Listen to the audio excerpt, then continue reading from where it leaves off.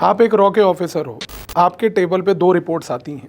एक रिपोर्ट में सारी टाइमलाइंस क्लियर हैं, सोर्सेज क्लियर हैं, हर चीज़ नीटली लिखी हुई है। दूसरी रिपोर्ट जब आप खोल के देखते हो, वहाँ पर ना तो टाइमलाइंस मैच करती हैं, सोर्सेज के इन्फॉर्मेशंस भी अलग अलग हैं, और सबसे बड़ी बात, बहुत ही रैंडम, वेग, मेसी सी चीज़ें हैं। मेरा सवाल आपसे है, अगर आप एक रॉ के अधिकारी हो तो आप इन 2 रिपोर्ट्स में से पहली या दूसरी कौन से रिपोर्ट पे एक्ट करोगे? अगर आपने अपने मन में सोचा पहली रिपोर्ट, माफ़ कीजिएगा, आप रॉ के अंदर कभी भी रिक्रूटमेंट नहीं पा सकते। क्यों?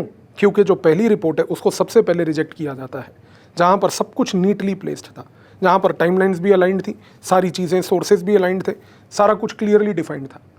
दूसरी रिपोर्ट को कॉशियस ट्रीट करके उस रिपोर्ट के ऊपर जनरेशन की जाती है दोबारा से, और यहाँ पर फोकस किया जाता है कि इस रिपोर्ट पे काम किया जाए। समझने की कोशिश कीजिए, एक इंटेलिजेंस एजेंसी का सबसे बड़ा रेड फ्लैग होता है सर्टेनिटी, क्योंकि जब एक रिपोर्ट में सब कुछ ही क्लियर है तो रॉ के ऑफिसर्स ट्रेंड होते हैं इस चीज़ को क्वेश्चन करने के लिए कि इस सर्टेनिटी से पहली बात तो किसको फ़ायदा मिल रहा है, और दूसरा, रॉ के ऑफिसर्स ट्रेंड होते हैं इस चीज़ को भी जानने के लिए कि अगर सब कुछ ही परफेक्ट है तो ये मैन्युफैक्चर्ड रिपोर्ट भी हो सकती है जो आपका एडवर्सरी आपको फॉल्स इनपुट के तहत फीड कर रहा है।